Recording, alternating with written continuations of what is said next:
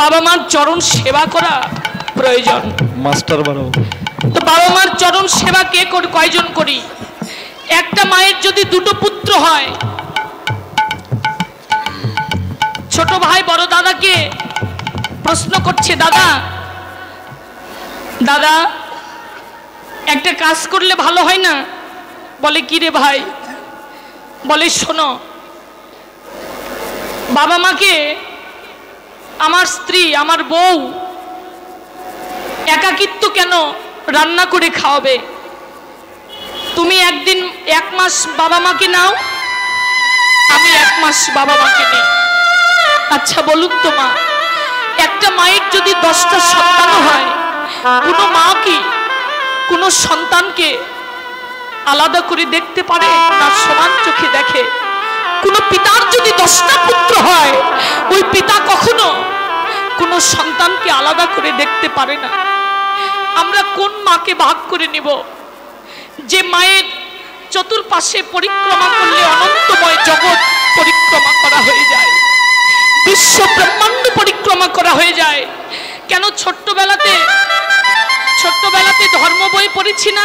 কার্তিক গণেশের গল্প মনে আছে? কার্তিক গণেশের গল্প। কার্তিক উড়াল দিয়ে চলে গেল বিশ্ব ব্রহ্মাণ্ড ভ্রমণ করতে। মা দুর্গা দেবী বললেন, তোরা 2 ভাইয়ের যে কোনো একজন এই অনন্তময় বিশ্ব ব্রহ্মাণ্ড ভ্রমণ করে যে আগে আসতে পারবি, আমি তাকে স্বর্ণপদক উপহার করব। কার্তিকের তো খুব আনন্দ, ময়ূরের স্কন্ধে উঠে উড়াল দিয়ে চলে গেল বিশ্ব ব্রহ্মাণ্ড ভ্রমণ করতে। কিন্তু গণেশ ছিল একটু ভাবুক। গণেশ মা পদ্ম আসনে বসে আছেন, গণেশ মায়ের চারিপাশে পরিক্রমা করে এসে কোলে বসে বলছে, মা তোমার ঊর্ধ্বে তো বিশ্ব ব্রহ্মাণ্ড দেখি না মা, তোমার ঊর্ধ্বে বিশ্ব ব্রহ্মাণ্ড জগতে নেই মা। বাবা হচ্ছেন সূর্যের আলোর মতো। পিতা যতদিন বেঁচে থাকে, সন্তানের জীবনে ততদিন অন্ধকার আর আসে না, আসতে দেয় না বাবা। আর মা হচ্ছেন শান্তির আশ্রয়। যতদিন মা বেঁচে থাকে ততদিন সন্তানের অশান্তি থাকে না।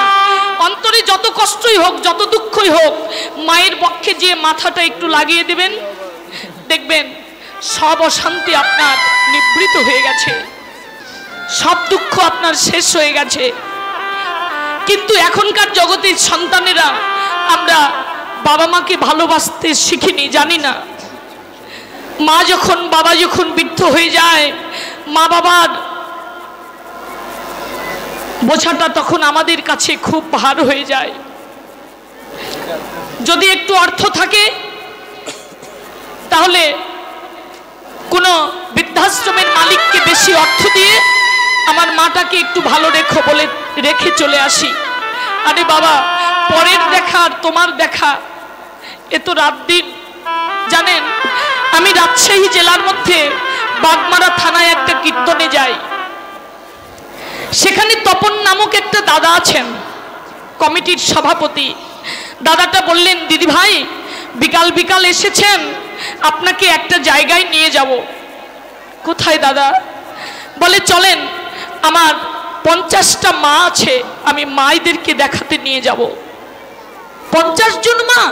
বলে হ্যাঁ দিদি ভাই, আমি একটা বৃদ্ধাশ্রম তৈরি করেছি, সেখানে আমার 50 জন মা আছে, চলুন দেখে আসবেন। গেলাম, গিয়ে দেখলাম দরজায় গিয়ে কেবল দাঁড়িয়েছি, মস্ত বড় একটা ঘর, ঘরের মধ্যে 50টা বেড। কোনো মায়েরা ঘুমাচ্ছে, কোনো মা চিৎকার করে কাঁদছে, কেউ কেউ বিছানায় পড়ে পড়ে গোংরাচ্ছে। এক একজনের ভাব এক এক রকম। তো কাছের বেডে একটা মা ছিল, সে হয়তোবা চোখে দেখে না, চোখে একটু কম দেখে। আমি দরজায় গিয়ে দাঁড়াবা মাত্র মাটা চট করে বিলম্ব না করে ছুটে এসে আমার বক্ষ মাঝে জড়িয়ে ধরে বলল, বাবা এতদিন পরে এলি, এতদিন পরে এলি রে। আমি প্রতিদিন নিত্যদিন তোর জন্য অপেক্ষা করেছি, তুই আমাকে প্রতিদিন একবার কেন দেখতে আসিস না রে? মাটা মনে করেছে, চোখে দেখে না তো, ভেবেছে আমি ওনার নিজের সন্তান, আমি ওনার সন্তান। উনি বক্ষে চাপিয়ে ধরে, বক্ষে জড়িয়ে ধরে বলছে, বাবা আমি তো তুই আসলেই ঘরে যেতে চাইবো না। আমাকে যখন একবার ঘরের বাহিরে করেছিস, আমি আর ঘরে যেতে চাই না। আমি আর ঘরে তোদের বোঝা কাঁধে আর দিতে চাই না। তবে প্রতিদিন আমাকে একটিবার করে দেখতে আসিস, কারণ মা সন্তানকে না দেখলে থাকতে পারে না। সন্তান মাকে না দেখলে থাকতে পারে, কিন্তু মা সন্তানকে না দেখলে থাকতে পারে না। বাবা মার অন্তরটা এমনই হয়, যে সন্তান যতই বাবা মাকে আঘাত করুন, যে সন্তান যতই বাবা মাকে পর করে দিন, তবুও ভগবানের কাছে হস্ত তুলে বলবে, হে ভগবান তুমি আমার সন্তানকে ভালো রেখো। কোনো বাবা মা সন্তানের জন্য অভিশাপ দেয় না, দেয় কি? দেয় না। কোনো মা বাবা চায় না আমার সন্তান অসুস্থ হোক, আমার সন্তান অসুখে থাক, সুখেই থাক, এটাই মা চায়। মা সারা জীবন কাঁদে। কত মা একটা সন্তান প্রসব করতে গিয়ে কত মায়ের প্রাণ হারিয়েছে না? কত মা প্রাণ হারিয়েছেন। এ ধন যতদিন ঘরে আছে আমরা বুঝি না, আমরা বুঝতে পারি না। এ সম্পদ যতদিন ঘরে থাকবে বুঝতে পারবো না। এ জগতে শুধু তারাই বোঝে যাদের মা হারিয়ে গেছে। হরি বল, হরি বল।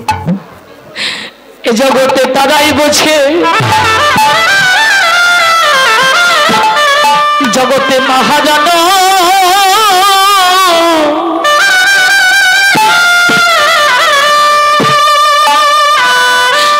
জনম দুঃখিনী মা হারানো,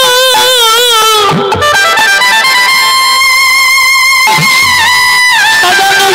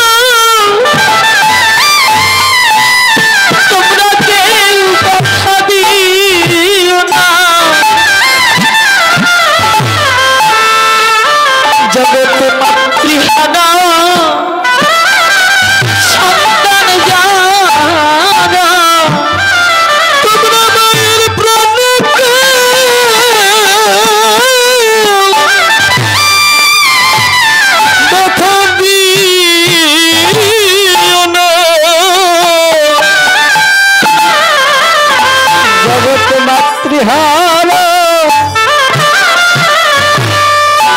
সন্তান